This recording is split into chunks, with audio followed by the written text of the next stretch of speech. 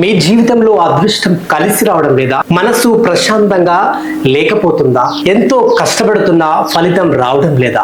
అయితే ఒక్కసారి బ్రహ్మ ముహూర్తం గురించి తెలుసుకోండి. ఎందుకంటే పురాణాల ప్రకారం దేవతల శక్తి భూమిపై అత్యంత ఎక్కువగా ఉండే సమయం అది. బ్రహ్మ ముహూర్తం అంటే ఏమిటి? సూర్యోదయానికి సుమారు 1 గంటన్నర నిమిషాల ముందు ఉండే సమయాన్ని బ్రహ్మ ముహూర్తం అంటారు. అంటే తెల్లవారుజాము 4 గంటల నుండి 5 గంటల 30 నిమిషాల వరకు ఈ వేళ ప్రకృతిలో విద్యుత్ శక్తి, సాత్విక గుణం అత్యధికంగా ఉంటాయని శాస్త్రాలు చెబుతున్నాయి. ఆలోచనలు క్లియర్ గా ఉంటాయి. శరీరంలో పాజిటివ్ ఎనర్జీ ఎక్కువగా పనిచేస్తుంది. లేవగానే నీళ్లు త్రాగండి. బ్రహ్మ ముహూర్తంలో లేవగానే ముందుగా 1 నుంచి 2 గ్లాసుల గోరువెచ్చని నీరు త్రాగండి. ఇది శరీరంలో టాక్సిన్స్ ను బయటకు పంపుతుంది.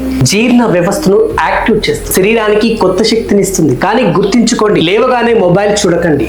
ధ్యానం, జపం. ఈ సమయం ధ్యానం, ప్రార్థన, మంత్ర జపం కోసం అత్యంత పవిత్రమైనది. కేవలం 5 నుంచి 10 నిమిషాలైనా ఓం నమ శివాయ లేదా మీ ఇష్ట దైవమైన నామస్మరణ చేయండి. ఇలా చేయడం వల్ల మనస్సులో నెగిటివ్ ఆలోచనలు తగ్గి ఆత్మవిశ్వాసం పెరుగుతుంది. Positive planning. బ్రహ్మ ముహూర్తంలో మీ రోజు గురించి ప్లాన్ చేయండి. ఈ రోజు నేను ఏం సాధించాలి, ఏ తప్పు చేయకూడదు, ఏ లక్ష్యం చేరుకోవాలి. ఈ సమయంలో చేసిన ఆలోచనలు రోజంతా మీ మైండ్ లో ప్రభావితం చూపుతాయి.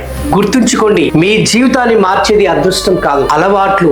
రేపటి నుండి ఒక్కసారైనా బ్రహ్మ ముహూర్తంలో లేచి ఈ పనులు చేసి చూడండి. మీ జీవితంలో వచ్చే మార్పును మీరే ఆశ్చర్యపోతారు. ముహూర్తం అంటే బ్రహ్మ ముహూర్తంలో లేవడం కష్టంగా అనిపించవచ్చు, కానీ ఒక్కసారి అలవాటు చేసుకుంటే మీ జీవితం మారిపోతుంది. ఈ రోజు ప్రయత్నించండి. ఈ వీడియో నచ్చిందా? లైక్ చేయండి, షేర్ చేయండి అండ్ సబ్స్క్రైబ్ చేయడం మాత్రం మర్చిపోకండి. జై హింద్. ఓం నమ శివాయ.